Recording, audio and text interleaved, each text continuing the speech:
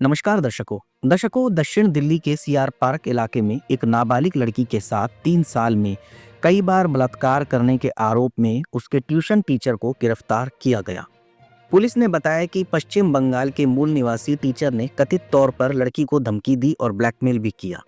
Police ने बताया कि लड़की ने अपने ट्यूशन टीचर पर कई बार यौन उत्पीड़न का आरोप लगाया है। एक अधिकारी के अनुसार पीड़िता ने आरोप लगाया है कि टीचर ने 2022 से 2025 तक ट्यूशन सेंटर में कई बार उसका मानसिक उत्पीड़न किया और उसके साथ बलात्कार किया। शिक्षक ने उसे धमकाया और भावनात्मक रूप से ब्लैकमेल भी किया।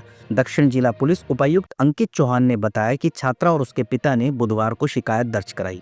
इसमें बताया गया कि वह 2022 से आरोपी के यहाँ ट्यूशन पढ़ रही थी। इस दौरान शिक्षक ने कथित रूप से उसका मानसिक उत्पीड़न किया और कई बार बलात्कार भी किया।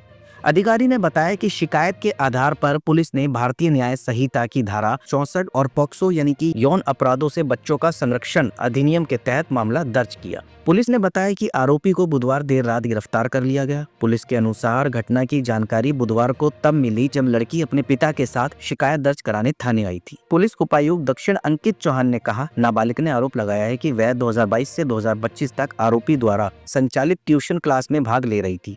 उसने आरोप लगाया कि आरोपी ने उसे ट्यूशन सेंटर में कई बार मानसिक रूप से परेशान किया और उसके साथ बलात्कार भी किया, जैसे कि हमने बताया भी।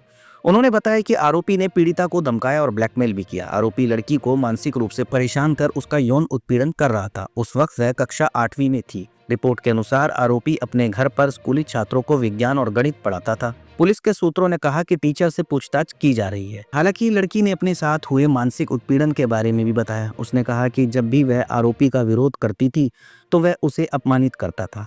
एफआईआर में लड़की ने कहा कि उसने बहुत मानसिक दबाव बनाया, जिससे मेरी पढ़ाई और मेरी निजी जिंदगी दोनों ही बुरी तरह प्रभावित हुई। वह मेरे साथ कई बार बलात्कार करता था और मुझे बुरी तरह पीटता भी था। वह मुझे धमकी भी देता था कि मैं हर जगह से परेशान रहूंगी। अगर तुमने किसी को कुछ भी बताया तो तुम या तुम्हारे परिवार वालों के साथ अच्छा नहीं होगा।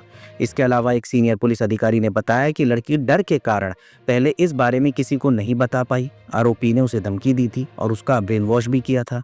अधिकारी ने कहा, आरोपी ने उसे बताया था कि उसके माता पिता उसे छोड़ देंगे और समाज उसे बहिष्कृत कर देगा। उसने उसे चुप रहने के लिए भावनात्मक रूप से भी ब्लैकमेल किया। लड़की के पिता ने बताया कि उन्हें दिसंबर 2023 में इस घटना का पता चला था, लेकिन उन्होंने अपनी बेटी की बोर्ड परीक्षाओं को ध्यान में रखते हुए शिकायत दर्ज कराने में देरी की। उन्होंने कहा, मेरी बेटी बहुत डरी हुई थी।